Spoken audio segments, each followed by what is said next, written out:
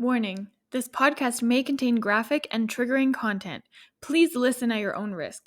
Each individual struggle is different, and everyone's recovery and healing journey is different. Please reach out to a certified medical professional if you need help.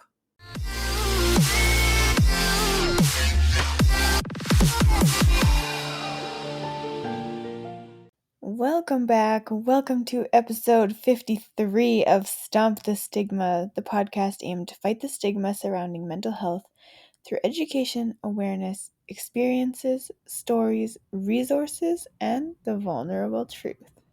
This week's episode is part 2 with Sachin Latti. If you didn't hear last week's episode, go back and listen to episode 52. But today we get into more about his whole journey so far, everything that he's changing and has changed in his life, and kind of how he developed or discovered his mental health issues, as well as a whole bunch more about his run, why he's doing what he's doing, and why it's so important to him.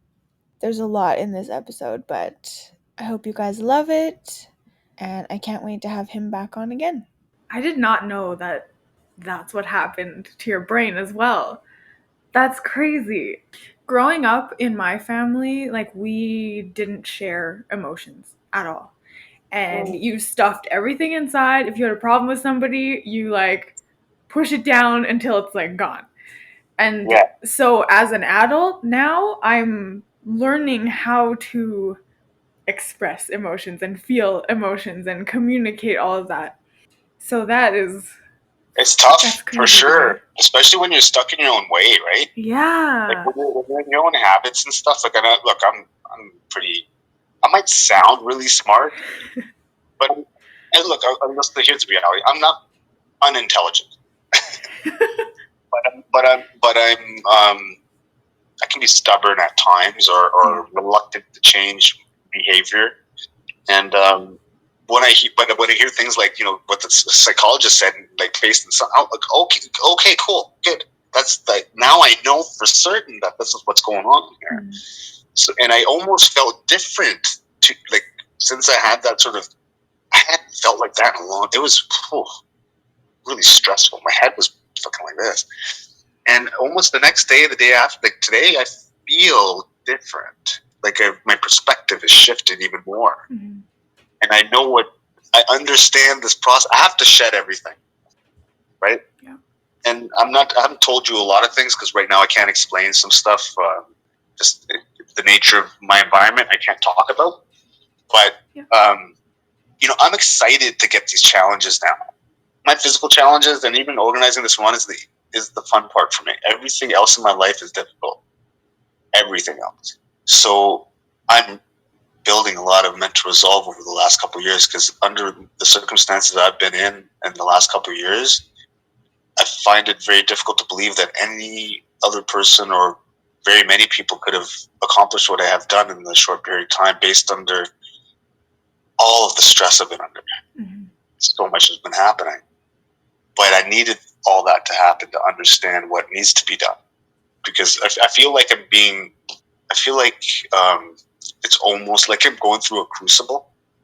A lot of things are outside of my control are happening. Mm-hmm. They're affecting my mental health, but it's forcing me to evolve through it. And today I was happy about that because I felt a shift again today where I was thinking about certain things, and whereas I would have been upset and really heard about them, I started smiling. So now I'm almost starting to understand when I see some of these motivational speakers you see on TikTok or these reels, or you see Goggins or these people, you hear the things that they say and you're like, okay, cool, that's okay. Now I understand it. I've internalized it all now because I'm doing it and I'm seeing it actually work. So it's pretty crazy. I'm actually experimenting and applying some of the theories that I'm hearing from these people and seeing if they work. And the reality is they do. Mm-hmm. Problem is it's hard.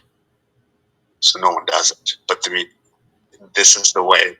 I think if people want to improve, at least from my perspective, if people want to improve, they have to do it with everything that they do. So you almost have to put on that proverbial white belt every single day. And you have to do difficult things all the time, not because it's a difficult thing and you want to be cool, I'm a big shot. It's a difficult thing because it humbles you. It's a difficult thing, then you have to learn. You have to learn from someone else. And you have to ask, and you have to read, you have to research. You're improving yourself through the process of learning that thing, right? So, for example, I had to learn how to run. I never did it. I thought, okay, yeah, like you can run, but not as a sport. There's nuance to it. I learned. I didn't know shit, but now I know, right? So, in a year and a half, from a bodybuilder to now I can run distances that people who've been doing marathons can't do. In under a year, I've gotten sponsored by 3 companies. In under a year, the exposure that we've gotten and the raising all the money and all this stuff that's kind of happening out of it, all happened within a year.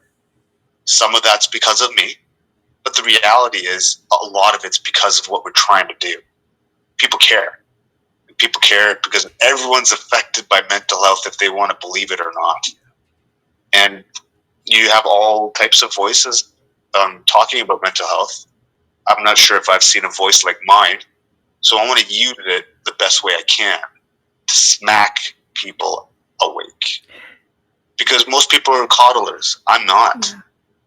Like, I'm old-fashioned to a degree in that regard, but new school as it relates to the connection to my emotions and to connecting with other people.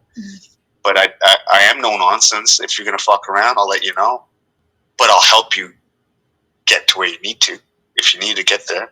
And not that I know everything, but I'll work with anybody if we're working together and we're trying to do positive things as a group, as a collective. I'm down. But I don't really have much time for people who don't want to do positive things. If you're meaningful and you want to do meaningful things, then I'm cool with that. If you're not, and that goes if I disagree with you, we still have conversations. And to be perfectly honest, I love having these types of conversations. I prefer doing this than going out for a run. I'll tell you that much. But I went for a decent one today, and I got to get up tomorrow morning, probably around 5, and go for a quick one. But yeah, I'm excited. I don't know. I just keep talking. You just sit there, and I'm gonna keep talking. I'm gonna make shit. That's okay. I prefer being on the listening end, anyways. Let me tell you another story then. What else we got? Well, anyway, so for this year, that's the goal, right? And the really, that's it. I just want to get the word out. I want people to understand who I am too, right? Because I've been getting some questions on my social media, and just randomly. And when I post some videos, some people are shocked at what I say and how I say it because they're how raw I am and stuff. And yeah, I just want people to get to know me better so that they know I'm genuine and that I'm honest and I'm passionate. I'm not perfect at all. Like, so people are probably going to hear some not so good things about me and some good things about me, but at the end of the day, my heart's in the right place and I just want to do good things and I want to be a positive person I just want to be a better person for everyone around me. And yeah, I'm a work in progress. I'm not perfect. I've made mistakes and I'll make some more. What I can promise to anybody and everybody is that I'll own any mistake if I made one. And I'll try to do my best not to do it again. But outside of that, I'm open to talking to anybody and having a conversation. Anybody wants to go for a run, if they're in the area where I'm at, I'm down. I just met up with just a veteran. He just retired a few months ago and he moved into the area. So he connected with me and we just went for a run on Sunday. Just, putter around. He's new to the area. So had I not taken on this journey, I would have never met him, never met you, never met hundreds of other people that have been contacting me and I've been contacting. And I'm just a fucking guy just trying to run. I don't know. Just trying to do something cool. I don't know. It's really humbling, man. Like, I mean, I'm sitting here in my basement suite and I'm just a guy trying to take care of my daughter and do something good. I don't know. Oh, that's awesome. So your mental health journey it only started like relatively recently. I'm in it right now. Yeah. Yeah. But you talked about... I'm a work in progress. Oh, yeah. Oh, we all are. I talk about something. So sorry, you were saying I talk about? You mentioned like your anxiety and depression and your diagnosis. Looking back at your life, was that something that was always there? Like when you were a kid, do you think? Yeah. 100%. Yeah. Once I was diagnosed, when it was made clear, it was like, fucking thank God. It was like cool. It explained a lot, right? For me. Oh, yeah. And I mean, you could even argue there's some elements of ADHD, right? So like my thoughts do scatter. My hyper focus as an adult, right? Like it's all there. Also, I've experienced trauma as a child, so there's elements of that. So I mean, to diagnose it like as one individual thing, it's possible. There's so much kind of going on. But when I didn't even know it was a thing. Right? I had no. My parents are immigrants, right? And now, having said that, they're not. They're educated. They speak English, and they're all that kind of stuff. But they still have it. And look, my parents are 75, 80, so their perspective on mental health is probably different as well, right? And now reflecting back on my life, it was not pleasant. Mm-hmm. And I'm probably pretty sure if my parents were to be asked today, they would say they probably would have done things differently. Things are different at those times and environments. They did the best they could with the information that they had. So no anger or anything towards anybody, but it's a reality, right? And it's a reality that did manifest myself in a certain way. And also, I think there's also some genetic predispositions that when I look at my dad, I see pretty anxiety and depression, and he's been drinking for 40 years. So and then you can look at, and then I go down rabbit holes, I'll tell you.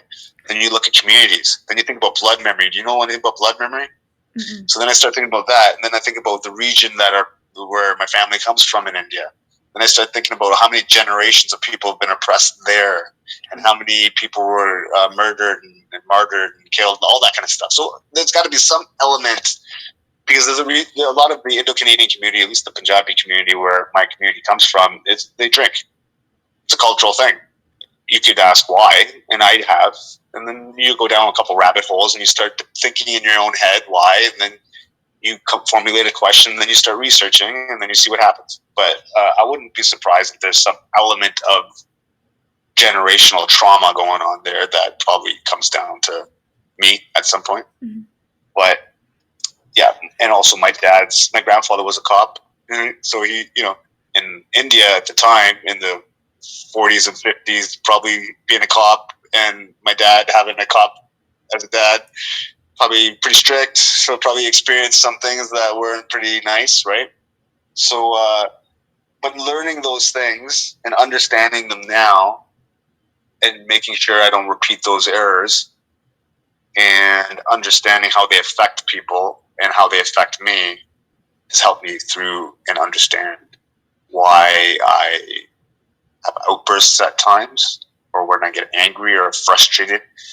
Not as much anymore, but historically, I would get never physical, but I would get angry, right? Like, and I'd have outbursts, and just outbursts, like almost like temper tantrums, kind of like if I was a child, right?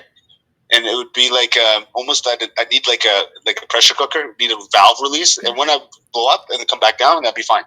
Yeah. So I could like yell at a friend of mine, be gone, come back, and be like, "Hey, what's up, bro?" Be like nothing, right? So trying to understand that, trying to figure that out. It's been like 3 years just me constantly thinking.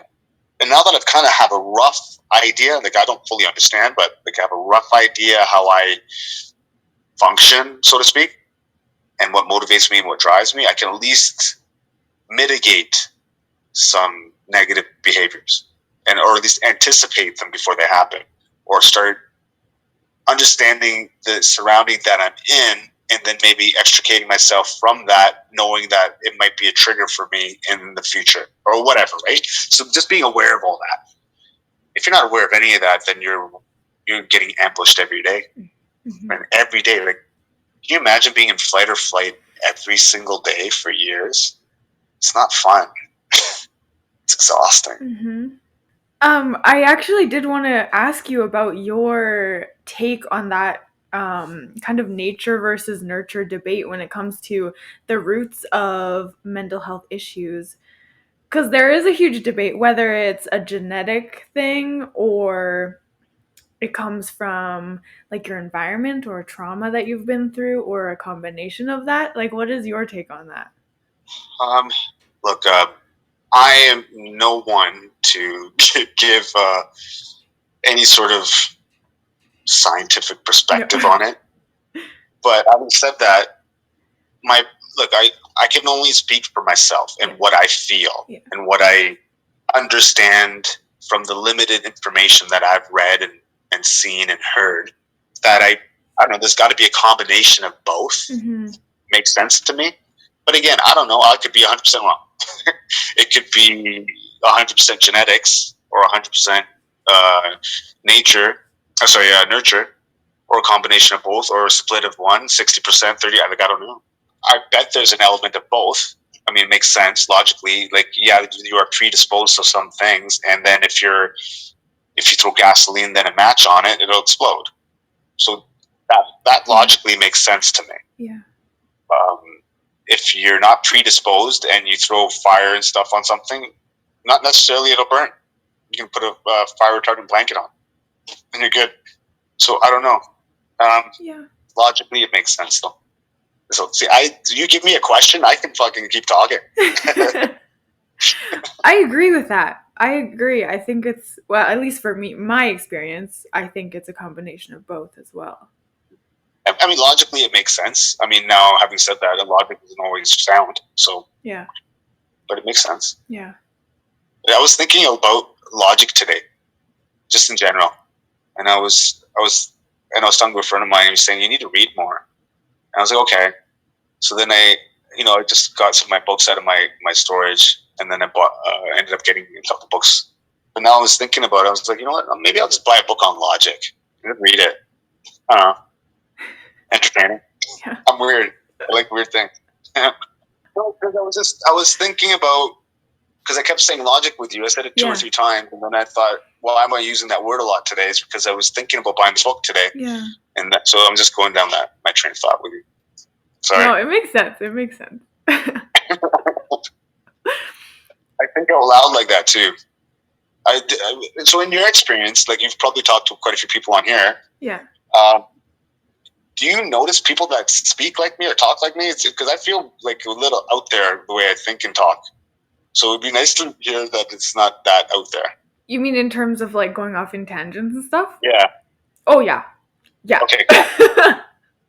Okay. Yeah. Okay. I mean, because I think maybe what it could also be, maybe not enough practice in this format, right? Because when you're talking like this, you're not doing it a lot, and then you start tangenting off.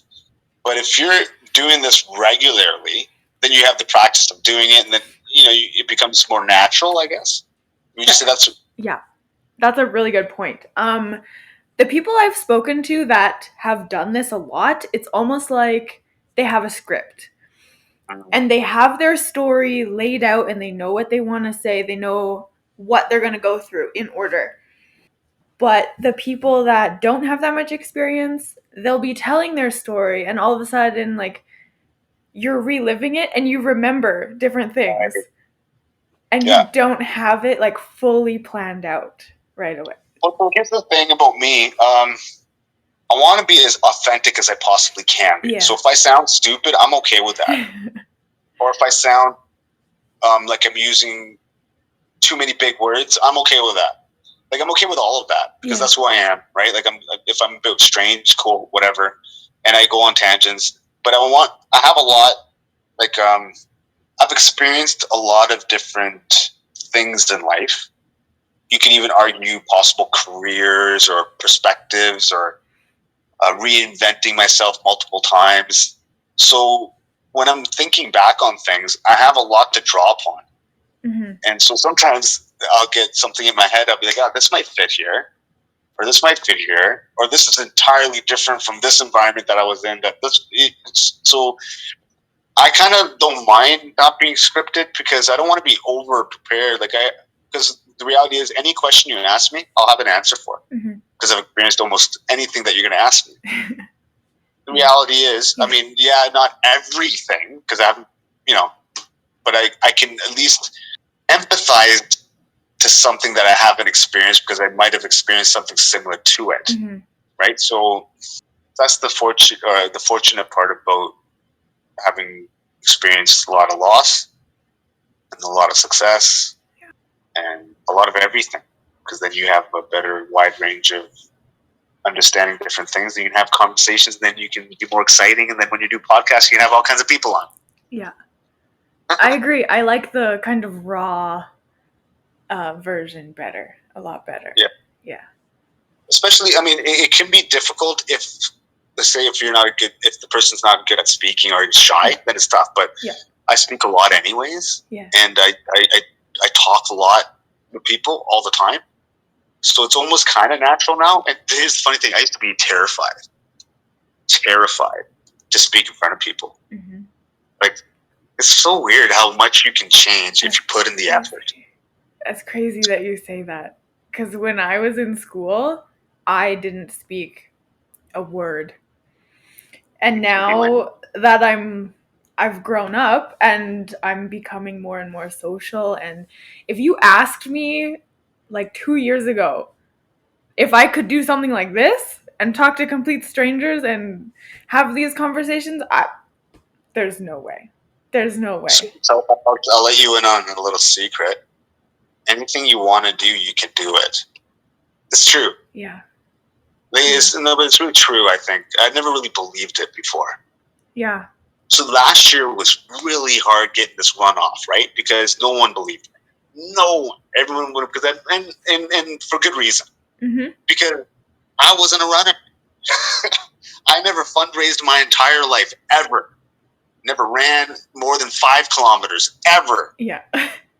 Right? So, when I was saying it, but the difference is my conviction. People don't understand that. And my resolve. So I get that from where I'm from and how I grew up. Most people don't know how I grew up. So there's benefits to certain things. So I guess I found how to use my negative inner dialogue to drive me. Everything for me to get, this is so weird. Even at work, I would use anything to push me that was competitive in nature. So if I'm doing something at work, I would be with a colleague. I'd be like, "Hey, you want to do this? See if whoever gets more of this, that, and the other, and by the end, I'll buy you coffee." Right? But it was always something like that.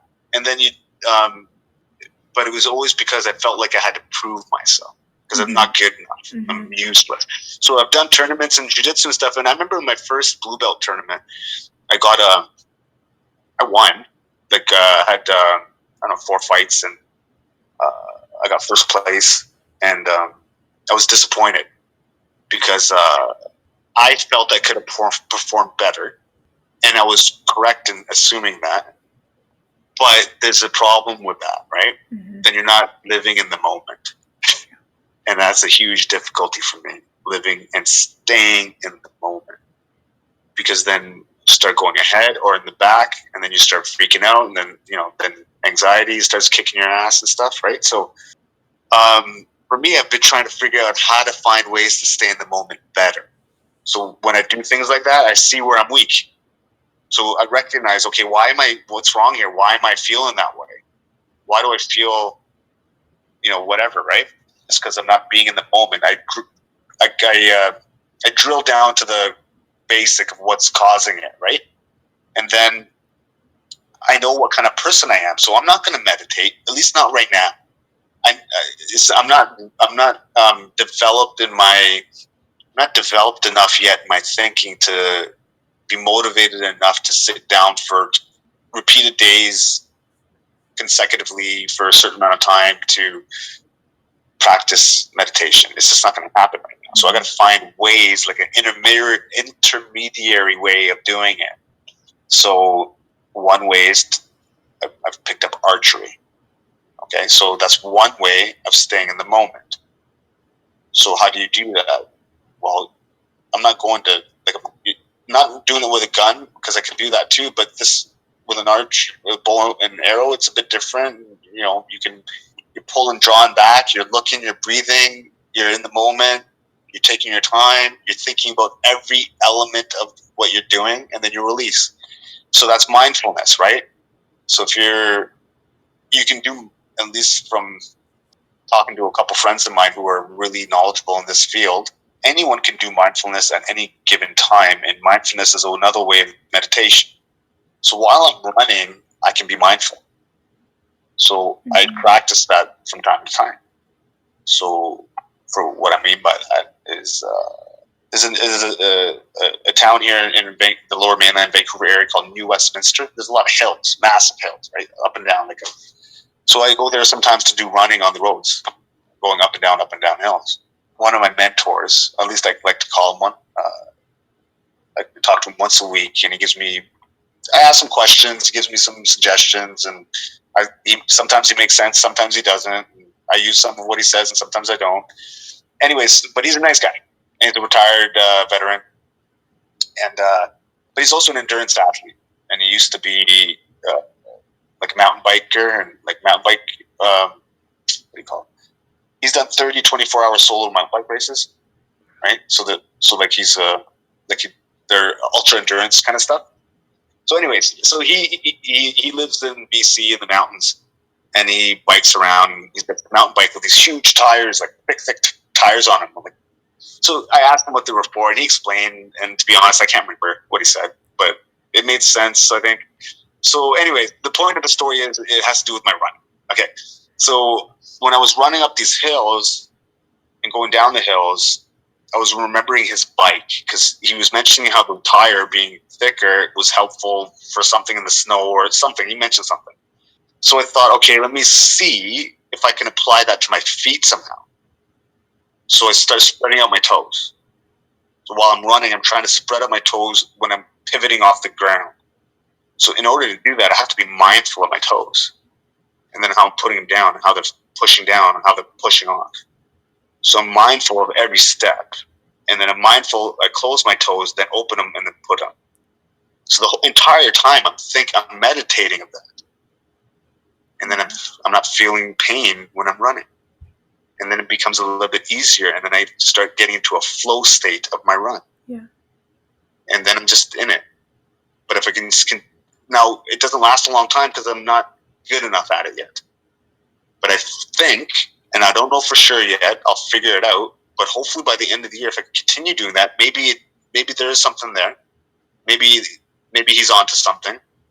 Right now, I'm just testing it against myself. So I'm using it as a recommendation to see if it's accurate. Because you can't take a recommendation for someone and believe it to be true unless you test it. Just because someone's a doctor doesn't necessarily mean he knows what he's talking about. For you, everyone's different, right? And everyone responds differently to some degree to any stimulus. So you should test it. So that's what I'm doing. And like he's a world-renowned endurance coach. He has 4 world champions that he's trained, but I'm still not going to take his word for it, right? Because maybe those people that he trained are different than me. I don't know. So I wanted to see what works for me. So far, it's working. What he's suggesting, or at least recommending that I try. But I have to think of it on my own. To be honest, I'm kind of proud of myself that I thought of that application just by thinking of his tires. But that's critically thinking and thinking outside the box while you're doing something. And you're only going to think that way when you're doing something if you do it a billion times. Because if you do something randomly one-off, you don't care to get really in the weeds and get better at it. You're just going to do it. Yeah. But to get better at anything, the only way to get better at anything, and here's the life hack, is to do it all the time. It's no secret, man. And people ask me about, do you know who Jocko Willink is? No. He's a leadership coach, retired Navy SEAL, like this kind of person, but he essentially, these types of people say similar thing. I'll tell you what the life hack is work hard. That's it. There's no secret, because I was talking to my friend Sean, who, if you were to talk to him, you think, oh my God, this guy's a genius, blah, blah, blah, blah, blah, all this kind of stuff. But if you really break it down, he's smart. Don't get me wrong, he's smart, but his work ethic is unmatched. So if you have someone who's smart and with a work ethic that's unmatched, you're screwed. Because then that person, if his work ethic is unmatched, most likely he's obsessive. And if the individual is obsessive, well, then you have no chance, because they'll do whatever it takes to get better. And there's only a small percentage of people that are like that. Mm-hmm. And I've learned that the hard way, because, wherever you work or wherever you go to school or wherever, you will inevitably find where you stand amongst the people that you're around. Yeah. Not that you're better or worse, but if you're just different or aligned in beliefs. And not very many people align themselves with how I think, in the sense of like wanting to maximize every skill that you have. Mm-hmm. Just being the best that you can be. Because most people don't want to, and look, man, I don't want to either, to be honest. It's because I have to put work in for the rest of my life now. That's what that means. Like, that's actually what that means. Yeah. So people really don't understand, like, the burden of accepting what that means. Now, it's a burden, yeah, sure, because you have to put in work every day for the rest of your life. But then the work that you're going to have to do will be less and less, and then eventually you're going to like that work. So, like, who cares? Yeah. Right? It's hard at the beginning, and I'll tell you right now, it's hard as shit. Now, most people won't, and I probably suspect that most people won't find the difficulty level that I'm having, because I'm changing everything in my life. Like my career, my life, how I make money, how I think, where I'm going to live, like everything I'm changing. So, like, that's stressful, but I can handle it because I've created myself in a way that I can a bit, or at least manage it enough, but it's been hard. Wow. But it's been, I cannot wait till the end of this year, because I'll feel even more clarity. The clarity I have now, it's so exciting. Like, you're seeing me pretty raw right now. I'm like being just pretty raw. Like, I'm not fronting. I'm being open and honest. I love it. Yeah, that's what my plan is, and that's really as far as I've thought, to be honest. Mm-hmm. As far as I've thought is the end of this year, because I'm not trying to think about anything else right now, because it's too much. Mm-hmm. Don't get me wrong; it's all written down, it's all mapped out. But I'm just not thinking about it now. Yeah. Okay, a lot of people don't even think that far ahead, so. Well, oh man, if you keep me going, I'll probably write down shit for like 10 years. But then at that point, it's a waste of time, because you can't plan like that far ahead. Yeah. Barely you can plan like. So really, this year is as far as I can plan, because I don't know. Look, the reality is, I'm expecting to fail at least once this year. Like, one of these runs, I'm going to colossally mess up, and it's going to happen. And cool, I'm looking forward to it, because that's part of the journey too, right? Mm-hmm. All of this is going to get filmed. Everyone's going to see it. So, like, nothing's perfect.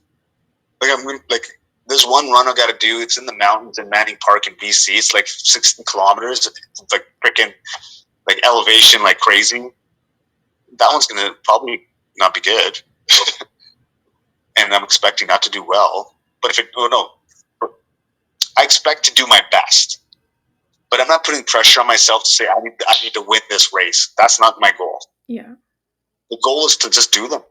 Just see where I stand in these, because I'm not an endurance athlete. I just created myself to be one this last year.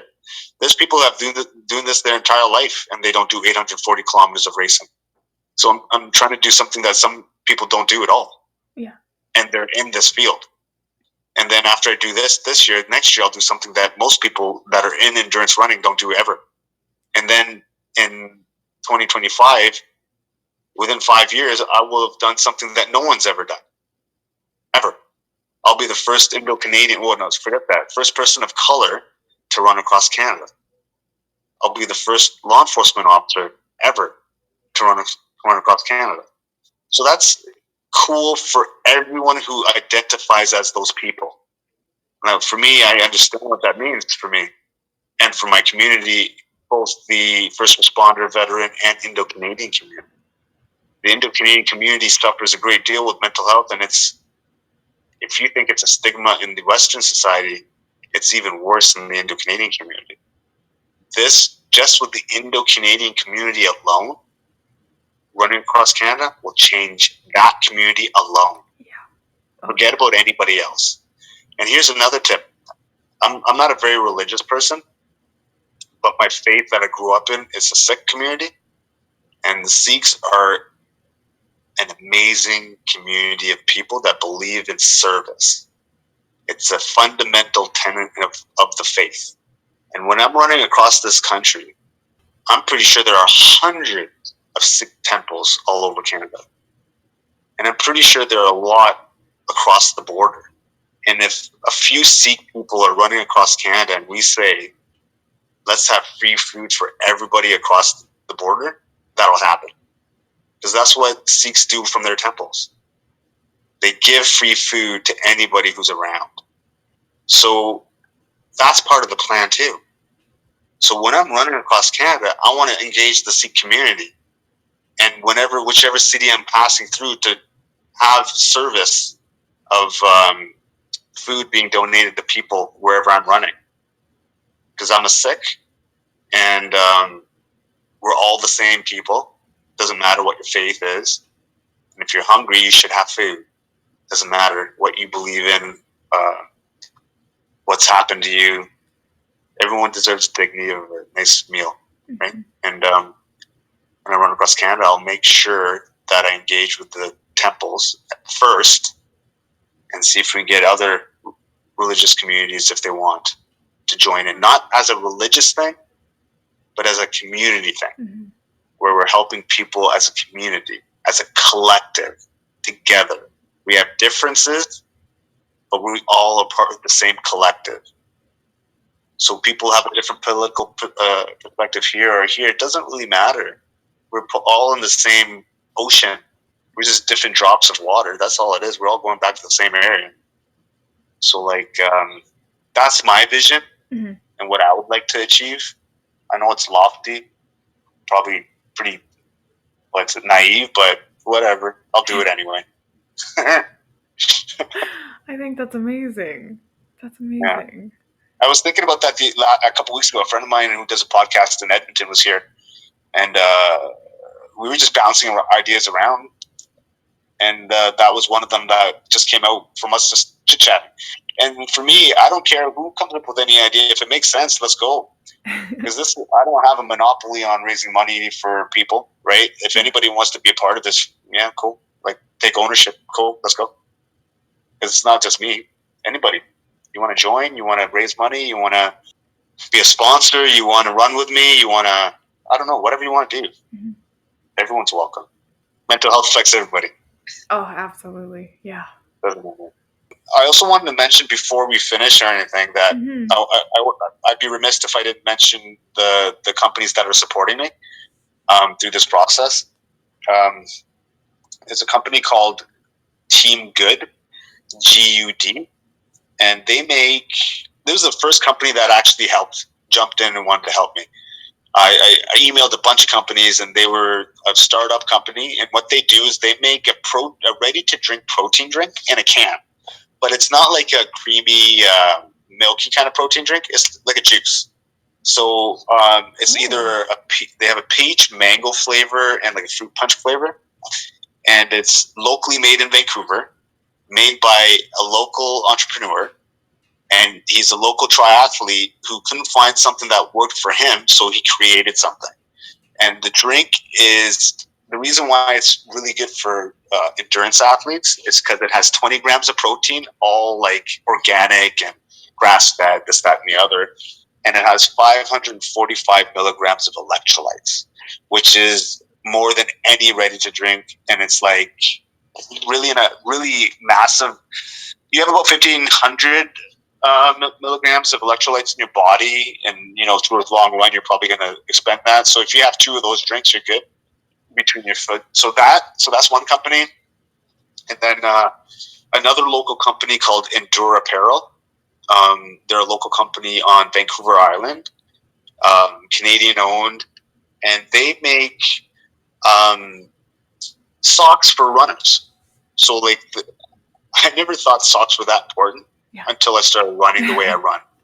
So these socks, I haven't had one blister, and they wick the sweat away. Like they're this like, and there's somewhat compression, and so they're a local company. They make the socks. They also make like hats, sunglasses, things of that nature for running. So they've been super supportive and helpful, and I'm one of their ambassadors as well. By the way, if someone wants to use my discount code, they can. It's Sachin L15, 15% off everything in the store. And then there's a supplement company that supports me. It's called Team Almac. Amazing company. I've always wanted to have them have them as a sponsor. They help me with the supplements, protein and things of that nature. And they're also a Canadian-owned company based out of Toronto, and they've been supported from the very beginning as well. So those are the three companies that are supporting me as it relates to like supplementation and clothes. And then there's a local gym here in the Vancouver area called Fit Nation Stronghouse. And so I trained myself to run that 100 kilometers, but I'm not arrogant to think that I can train myself to run across Canada, or at least I want to be responsible enough to be able to engage with other people and see if they can provide me some more guidance, because this is a lot bigger responsibility now to run across Canada. So a lot more is going into it. So I got to put more effort. And so anyway, so I spoke with these guys, and this gym is an all-in-one stop shop. It's got a kinesiologist, physiotherapy, nutritionist, strength and conditioning coach, and they're donating their services to help me run across Canada for the next 3 years. So that's like 15 grand worth of services they're helping me with. So those are the four companies that have been helping, and all really just based on my passion and their belief in what we're doing, and they respect what's happening, and everyone that I'm getting in contact with feels the same. So a lot of the video production we're doing, first, it's a beautiful person, Tiz Beretta. I met her through the jiu-jitsu community over a year ago, and she's a filmmaker, and she owns a graphic design company, but she's worked in film and she's worked in video games and all this kind of stuff. It's amazing experience, like amazing. So before my run last year, I hit her up and I was like, "Hey, would you be willing to film some stuff? How much would it cost? This, that, the other." And she wasn't being rude or anything. She just said, "You probably wouldn't be able to afford it. Like how much were you thinking?" I was like, "I don't know, what, $1,000, something?" Right? Like, I don't know, right? And she's like, "Yeah, you wouldn't be able to afford it. Like the cost really would be like 10 grand or something, 5 or 10K or something, right?" And then, but I told her what the mission was and what the goals were, and she asked, "Was this going to charity?" And I said, "Yeah, 100%, everything." She's like, "Okay." So that was her donation. Wow. So that video I just posted on my Instagram, that was her donation. She did that work, filmed all of that stuff with her partner, hours upon hours of work based on what we're trying to do. And now she's committed herself to following me for 3 years to archive it all. It's fucking crazy. I can see you're like trying to comprehend. It's just, it's amazing. It's really emotional, really. Yeah. If you think about it, like, she doesn't have to do that, but she's doing it because she's a good person. Mm-hmm. She's doing it because she believes in what we're doing, and she knows with her help, she knows with her help and the people that are going to come with her help, we will reach new heights. So really, I need her help, right? And with her help, this can turn into, with her vision, the way she sees things, her guidance as well, right? Like she's like a big sister to me now. So like we discuss things like your guidance, and she knows this kind of stuff more than I do. This is not my wheelhouse, right? I know how to grind and how to set a plan. I know how to delegate. I know how to identify exceptional people. So that's what I'm doing.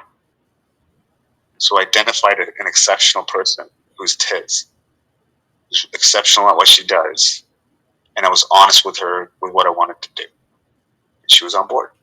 So for me, it's pretty cool. So all I got to do is just do work, keep running, and then we're gonna film this, and then we'll see. And look, this is just the beginning, because look, this is happening. One more year, imagine how many more other people are gonna just want to do more, like just give more. Look, and I don't want to sound arrogant. This is like my old sort of competition mind coming out. You ever seen 14 Peaks? No. Go on Netflix tonight or tomorrow or this weekend and watch 14 Peaks. Okay. It's a documentary, an amazing documentary on an exceptional individual who traversed the highest 14 peaks in the world in the fastest time. And he did it. He's a Nepalese person, and he used Nepalese people to support him. And so he did something that's never been done and never probably will be done again. And his name is Nimsdai. And that movie is essentially what I'm trying to do. So I can do what he just did. And he's on Netflix. Mm-hmm. So there's nothing different than him. I mean, mentally, I don't see too much of a difference between him and I. Or right now I do, but in 2 years I don't. Because I'm going to put in the work to get where I need to go so that I can get where I need to go. And where I need to go is to get to a certain place that can help a lot of people. And for me to do that, I have a lot of work to do. I'm not there yet. Mm-hmm. So, but I'm surrounding myself with people who can help me get there. And they're all exceptional people. And I have to be around them because I'm learning from them. And they're helping me. And with their help and with my help, we'll be able to do some pretty cool things, I think. So I'm super excited, but I'm also hesitant to be overly excited because we haven't finished this year. I think at the end of this year, if things go well, I'll be a lot more excited in the beginning of next year. Yeah. Like really different. Because I have a feeling a lot of things will start happening. Fingers crossed, anyway. I don't think it's a bad thing to be excited for it. I know, but I don't want to be overly confident, jinx it, I don't know. Yeah. You know what I mean? Yeah. So, look, okay, but here's the reality. I know I can work, and I know I'm going to continue to work, and I know I'm going to continue running. So with the current pattern that I've currently put in place, it's inevitable that I run across Canada in 2025. So it's just time now. Everything else is going to happen. Look, we just met each other, and I didn't know you fucking 2 weeks ago, right? Really. Yeah. If you think about it. So, and really the reality of the situation, I like saying that a lot because there's a lot of reality here. And by the end of this year, we'll probably know each other more. And I'll probably know other people more. Because this is my new circle of people now. I'm going to Toronto in July 5th because I've been invited by some veterans to march 100 kilometers with them. They're going to march 900K in the Bruce's Trail.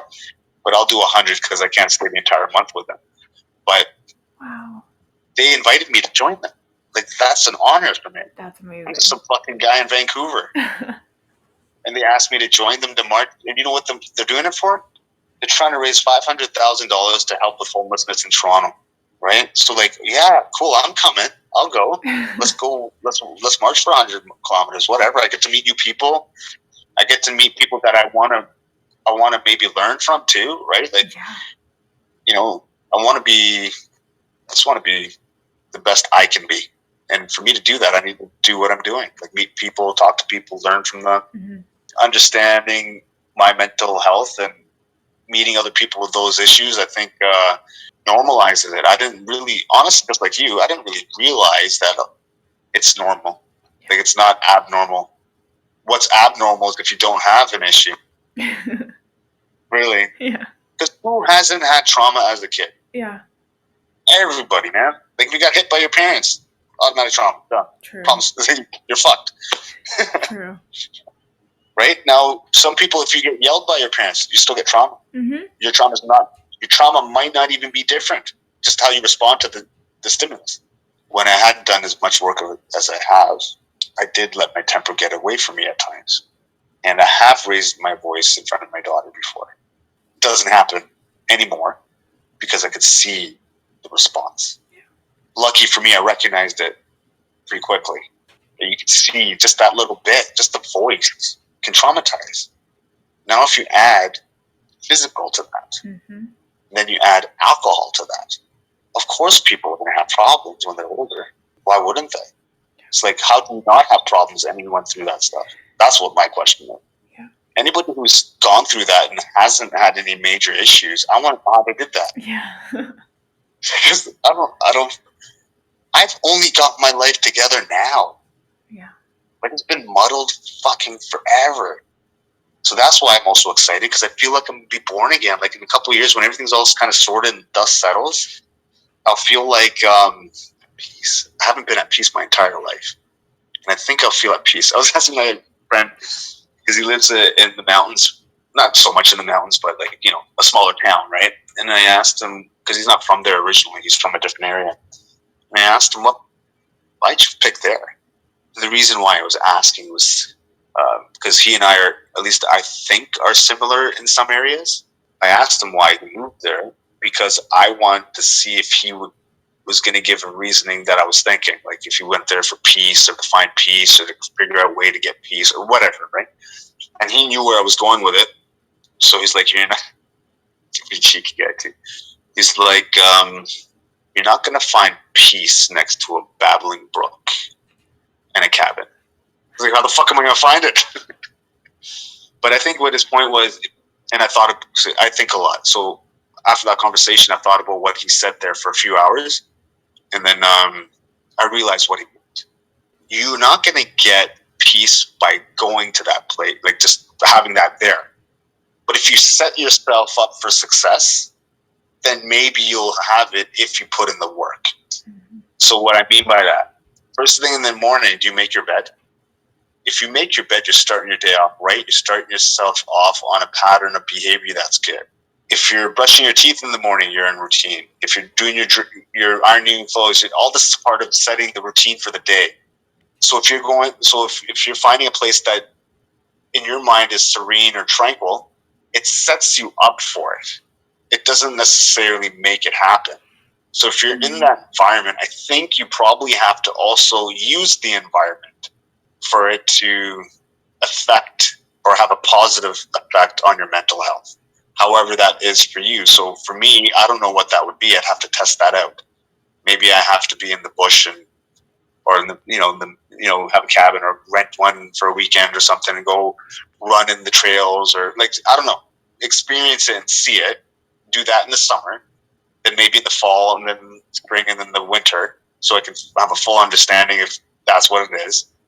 And then if not, then take that idea out of my head and look for another reason or another way to find peace, or that is, and then I go there eventually. But this is how I think all fucking day. Can you imagine how exhausting it is? Yeah. All day, that's how so like now, and after this conversation, I'll probably think of something else, and I'll think on that for a bit. So how do you stop yourself from thinking all the time? Or like, how do you relax and unwind from that? I don't. I try. I don't sleep much. I try to, like on my days off, I'll smoke some cannabis, like I'll vape, and that'll kind of turn me down a bit. Mm-hmm. But it only turns the volume down. It doesn't really, like, so when I first started running, before I got my medication, I would take an edible and I wouldn't really be high or anything. It would just turn the distractions down. So like when I would be on a run and I didn't take anything, I would always be like looking around, thinking about something, or not trying to be mindful of what I was trying to do. So I think maybe the cannabis helped me to get into a more mindful state. now I don't need, like, now I'm okay. Like sometimes I do, sometimes I don't. I don't even need headphones anymore. I don't listen to music. I just go now. The funny thing is, people are like, "Oh, I can't do that." Yeah, you can, because I did. Like, I mean, everyone can do it. You just don't want to. But people don't want to because it's hard. Because then they're gonna be like, "Oh, I get distracted." Yeah, motherfucker, you do. Yeah. That's why you gotta do it. I got distracted too, but then I did it over and over and over and over again, and then I'm not. That's the that's the secret. It's not like when you see a Goggins or whoever these crazy people are running 100 kilometers. They didn't do that today. Mm-hmm. They've been doing it for 25 years. Yeah. It's a difference.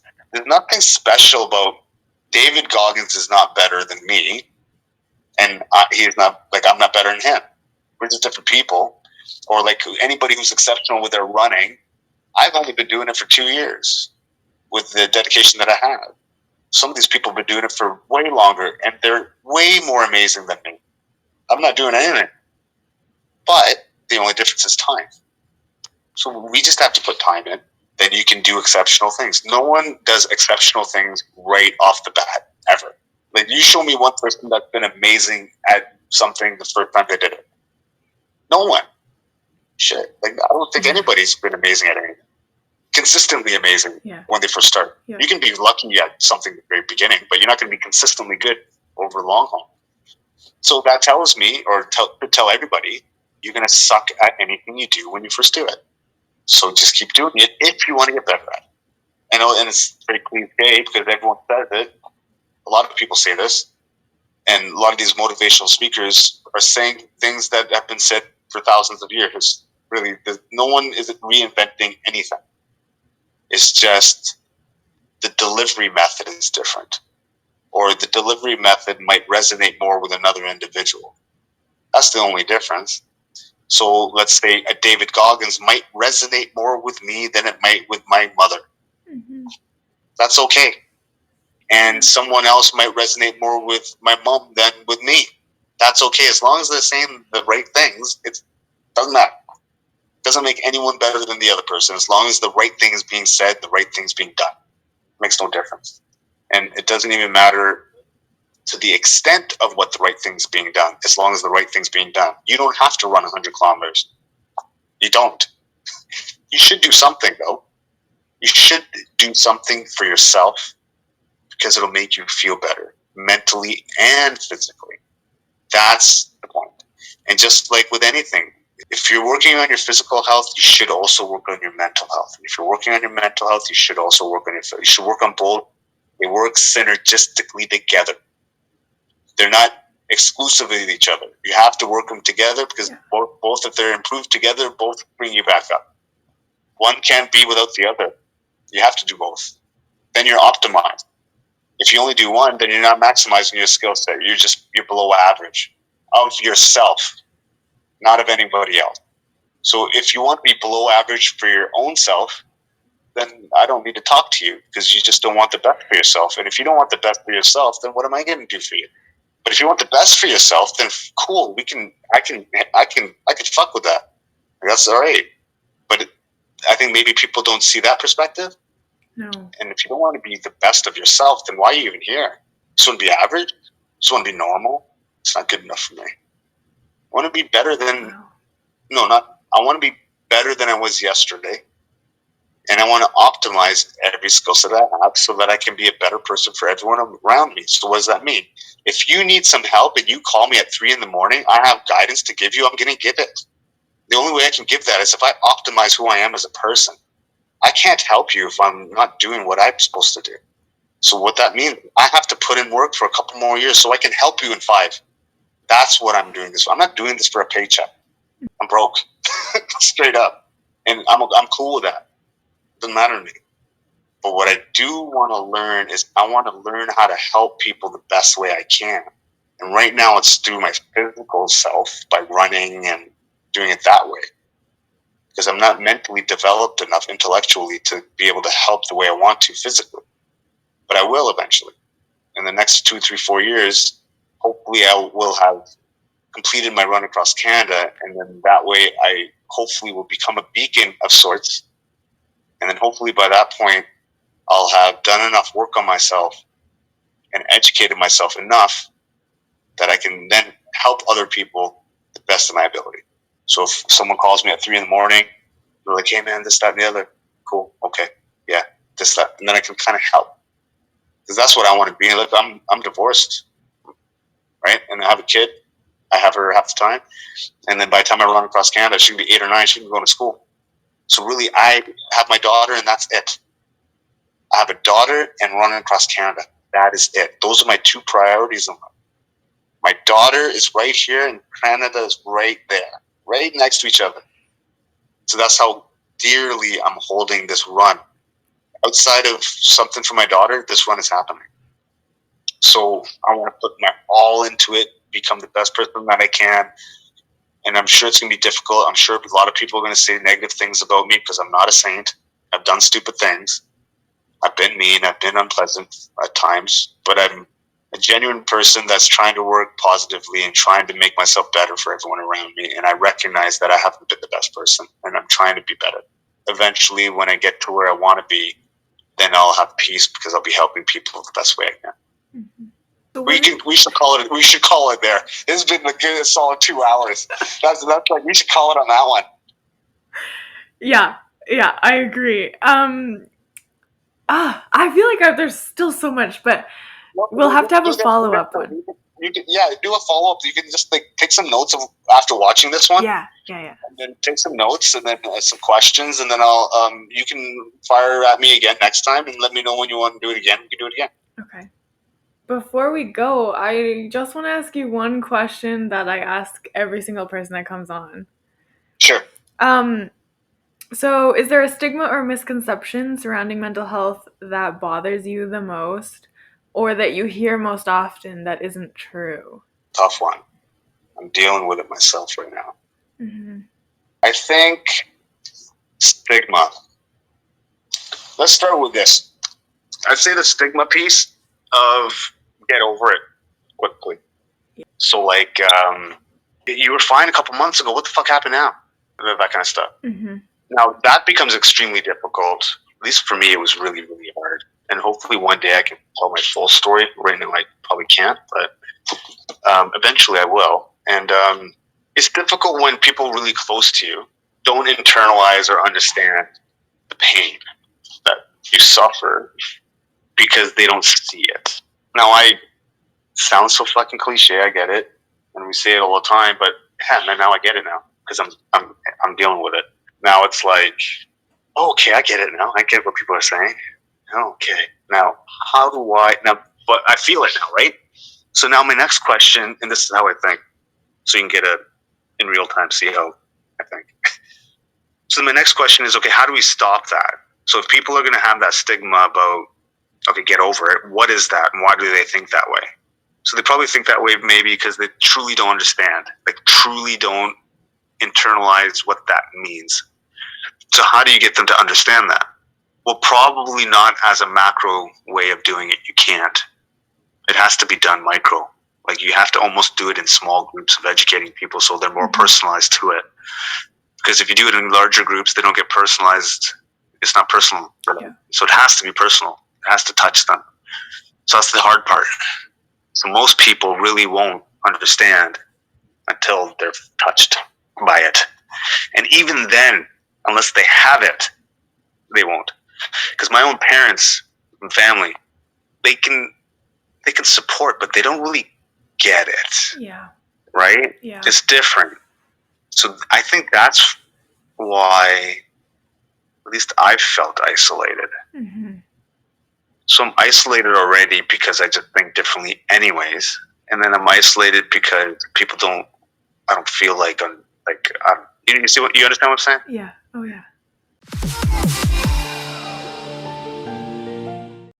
Thank you so much for tuning in today. Feel free to reach out at any time. You can contact me on Instagram and Facebook at Stomp the Stigma YYC, and you can email me at stompthestigmayyc@gmail.com. If you like the podcast, please like and subscribe on YouTube, Spotify, Google Podcasts, or Apple Podcasts. And if you or someone you know would like to come on, I would love to have you. Share your story, speak your truth, and together we can stomp the stigma.